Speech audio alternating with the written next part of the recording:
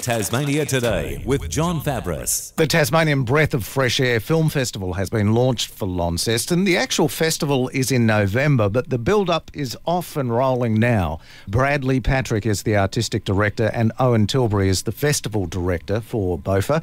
They're both here this morning. Hello, gentlemen. Hello. John, how are you? How are you, mate? Good. Owen, you first. As festival director, can you outline the charter and the vision of the Breath of Fresh Air Film Festival for us? Yeah, no, pleased to. The festival is a film festival, I guess, like many others, and we're going to be playing a heap of really quality films, but I guess what makes it slightly different is we have an orientation towards films which are got a positive spin on things, which are inspiring, which are about change, which are about doing something interesting and good around the place. So that doesn't mean it have to be boring. We'll be getting the best of film from around the world, but certainly we're a film festival with a little bit of attitude. It's in its first years. I mean, it's only had one before it. That's right. We kicked it off last year, and in 9 weeks, we went from sort of a bright idea to sort of on the streets.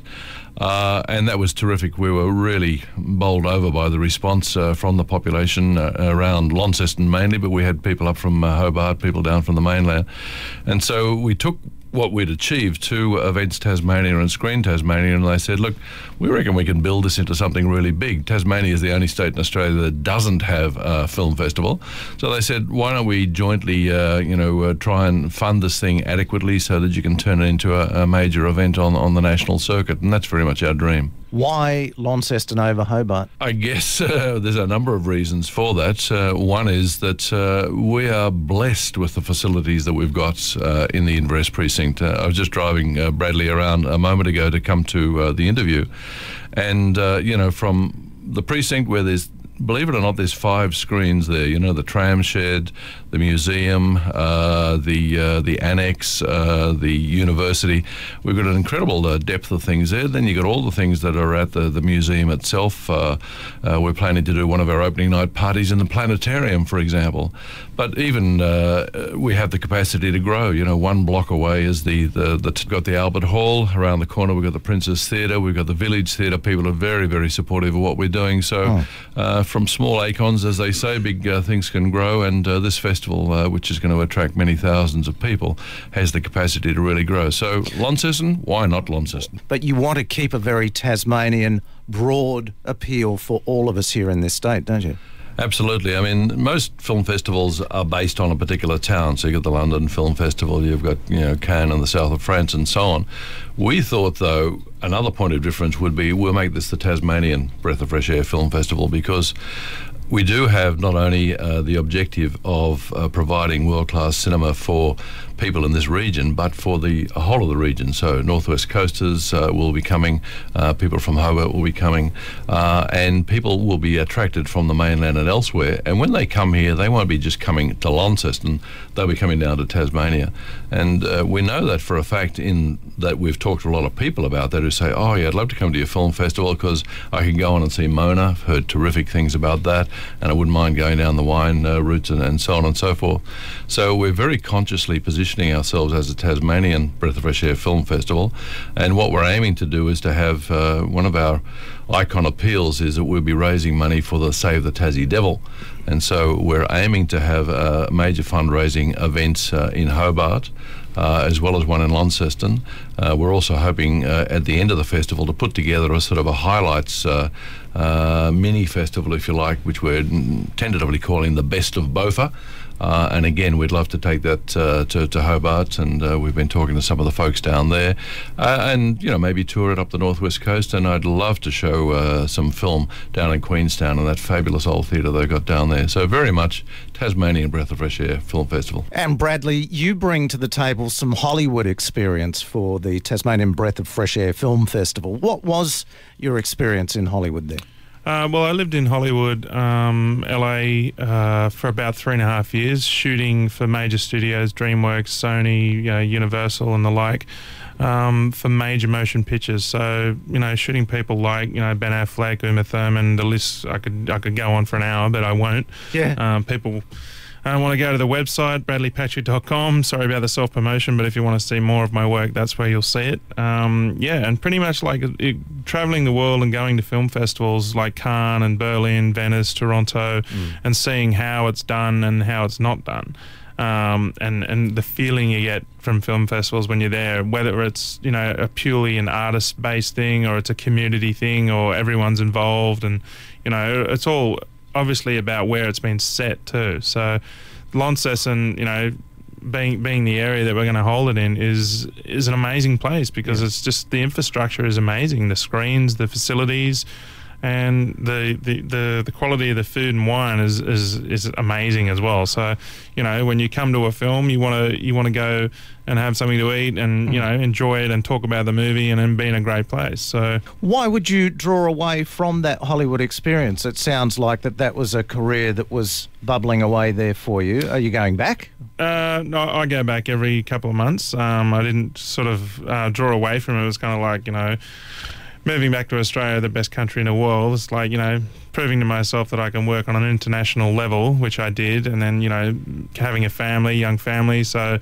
I travel extensively, but I try not to travel too much because they're still small. But as far as my career is concerned, it's like I've now moved into directing films, actually in the middle of writing my first feature film. So, and hopefully trying to direct that end of next year. In an Australian context? Yes, in the indeed. industry. I mean, it has an international appeal, but for instance, I pitched the film last year in London and got very good feedback from the studios, and they basically, I had the movie set in the south of France and San Francisco, and they sort of said to me, well, if you shoot it in Australia, we'll give you double the money. So I was like, you don't need to twist my arm to make a film in my own backyard. So it's kind of like now, for instance, the south of France, Tasmania is going to double for the south of France. So you've got the lavender fields, you've got the grapes, you've got the vineyards, you've got the great locations. So it was a no-brainer. And loving Tasmania like I do, it's like I don't think I've ever eaten a bad meal here or had a bad experience here. It's like the weather might be a little off here and there, but it's changed. Where isn't it? It's changed. Although that's the new Tasmania, Bradley, because 10, 15 years ago you would have had a bad meal here, I can guarantee you. Well, that's I mean, me and my wife came here a few years ago and travelled around the whole state, and we're just captivated by the landscape and wondering why we'd never been here before. It was just like, and I think a lot of people in the world come to Australia, they do the Sydneys and the Melbournes and the Brisbanes, and it's just like, what's this unique place down here, Tasmania? And they go there and they're wooed by it, if you will. So, Bradley, what is the process now to get this some recognition around the mainland and perhaps even further afield? Well, John, for starters, we shot a promotional trailer in Tasmania about a number of weeks ago, which will go worldwide on the web, on our website, bofa.com.au. And it'll also be in the trade magazines, Encore, if those kind of magazines, as well as national newspapers in the next coming months to the lead up to the festival. Yeah, and your role as artistic director, what does that encompass? What are the jobs? You've just described one there, but there's obviously more involved in your role here. Yeah, it's pretty much selecting the films and making sure that they meet the criteria that we've set. Short Film Festival competition itself will be... The criteria for that is everything should be shot on a 35mm SLR camera. So, worldwide the cameras have been available since 2008. So I expect a lot of amazing quality films coming from around the world that's been shot on those cameras, because we actually shot the trailer on a 35mm SLR, which shoots stills and video. So we're having the launch tonight at the Inverness precinct, and people will see the quality of the visuals from a stills camera to go into the video side. Is there an awards process? In other words, like the Sundance Film Festival says this is our best movie? Yeah, pretty much. There's like the Writers Award and the Audience Award, and obviously the Best of Tasmania Award as well as the International Feature Award. And the program for 2011, that's taken a fair bit of shape already, hasn't it?